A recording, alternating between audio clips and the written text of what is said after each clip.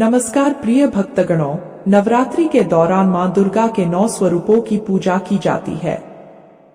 नवरात्रि के छठे दिन मां कात्यायनी की पूजा का विधान है। इस दिन मां कात्यायनी पूजा अर्चना करने से रोग, शोक, संताप और भय नष्ट हो जाते हैं। नवरात्रि के छठे दिन भक्त विशेष मंत्र और भोग के द्वारा मां कात्यायनी को प्रसन्न करते हैं। इस वर्ष मां कात्यायनी की पूजा 8 अक्टूबर 2024 दिन मंगलवार को की जाएगी। ऐसे में इस दिन किस विधि से पूजा की जाती है, मंत्र क्या है, क्या भोग लगाएं, इसके बारे में जानना बेहद जरूरी है। नवरात्रि के छठे दिन मां कात्यायनी की पूजा कैसे करें? सबसे पहले मां दुर्गा जी की छठे स्वरूप कात्यायनी को जान लेते हैं। माता कात्यायनी की पूजा विधि। 8 अक्टूबर 2024 को छठे के दिन सुबह स्नानादि से निवृत्त होकर माता कात्यायनी का ध्यान करें। जहां आपने घट स्थापना की है, वहां साफ सफाई करके माता कात्यायनी की मूर्ति या फोटो को लाल या पीले कपड़े पर रख दें। अब माता कात्यायनी को कुमकुम और अक्षत से तिलक करें।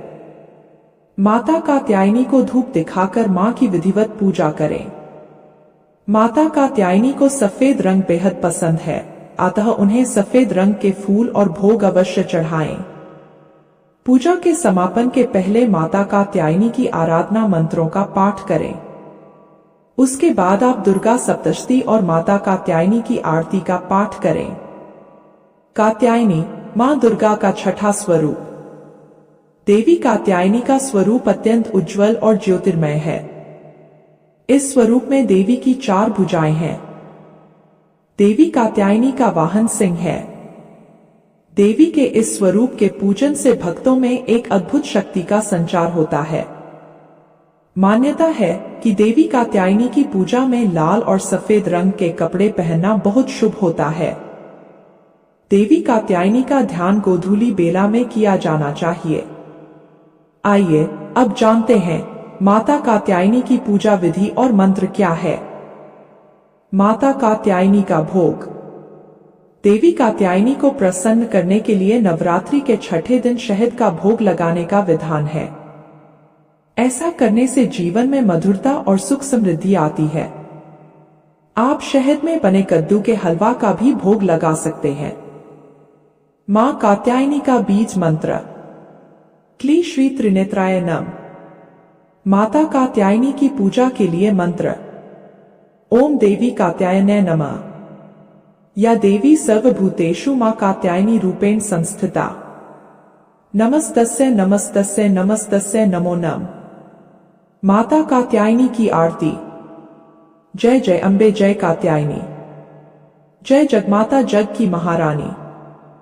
बैजनाथ स्थान तुम्हारी, वहां वरदानी नाम पुकारा।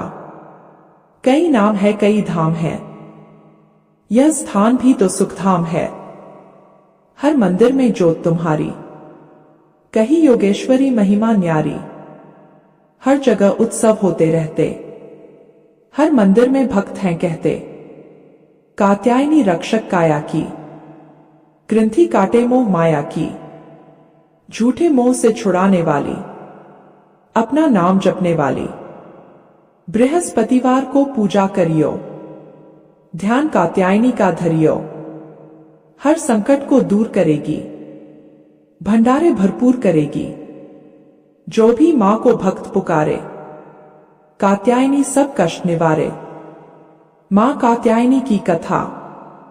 पौराणिक कथा के अनुसार एक बार महर्षि कात्यायन ने संतान प्राप्ति के लिए मां भगवती की कठोर तपस्या की।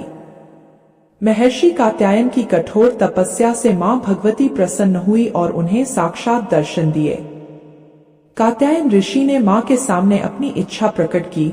इस पर मां भगवती ने उन्हें वचन दिया कि वह उनके घर उनकी पुत्री के रूप में जन्म लेंगी। एक बार महिषासुर नाम के एक दैत्य का अत्याचार प्रतिदिन तीनों लोकों पर बढ़ता ही जा रहा था। इससे सभी देवी देवता परेशान हो गए। तब त्रिदेव ब्रह्मा, विष्णु और महेश अर्थात भगवान शिव के तेज से देवी को उत्पन्न किया, जिन्होंने महर्षि कात्यायन के घर जन्म लिया। महर्षि कात्यायन के घर जन्म लेने के कारण उन्हें कात्यायनी नाम दिया गया। माता रानी के घर में पुत्री के रूप में जन्म लेने के बाद ऋषि कात्यायन ने सप्तमी, अष्टमी और नवमी तिथि पर मां कात्यायनी की विधि विधान पूर्वक पूजा अर्चना की। इसके बाद मां कात्यायनी ने दशमी के दिन महिषासुर का वध किया और तीनों लोगों को उसके अत्याचारों से मुक्ति दिलाई। इसके साथ ही एक और कथा मुनि के साथ भी जुड़ी हुई है। प्राचीन काल में एक समय की बात है, एक गांव में एक ब्राह्मण नामक मुनि जी रहते थे। वह बड़े धार्मिक और तपस्वी थे, लेकिन उनकी पत्नी कात्यायनी बहुत ही दीन और दुखी थी। मुनि जी की पत्नी अपने परिवार और धर्म का पालन करने में समर्थ नहीं थी और इसके कारण वह बहुत चिंतित थी। एक दिन पतिव्रता पत्नी ने अपने पति से पूछा, प्रिय पति, मुझे बताइए मैं क्या करूं ताकि हमारा परिवार सुखमय और समृद्धि से रहे। मुनि जी ने उसे उपासना और व्रत के महत्व के बारे में बताया। मुनि जी ने कहा, अगले नवरात्रि के दौरान तुम मां कात्यायनी की पूजा करो।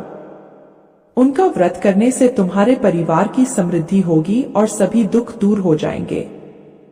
कात्यायनी ने अपने पति के सुझाव का पालन किया और अगले नवरात्रि में मां कात्यायनी की पूजा की। वह 9 दिन तक व्रत रखी और मां कात्यायनी का भक्ति और पूजा की। नवरात्रि के अंत में मां कात्यायनी खुद प्रकट होकर कात्यायनी ने अपने भक्त को दर्शन दिया और उनके परिवार की सभी समस्याओं को दूर किया। कात्यायनी ने ध्यान से मां कात्यायनी की पूजा की और उनके आशीर्वाद से उनके परिवार की समृद्धि और सुख की प्राप्ति हुई। इस तरह मां कात्यायनी के व्रत का पालन करने से कात्यायनी ने अपने परिवार की सुख शांति की प्राप्ति की और मां कात्यायनी की कृपा पाई। इस रूप में मां कात्यायनी का व्रत आपके जीवन में समृद्धि, सुख और शांति की प्राप्ति में मदद कर सकता है।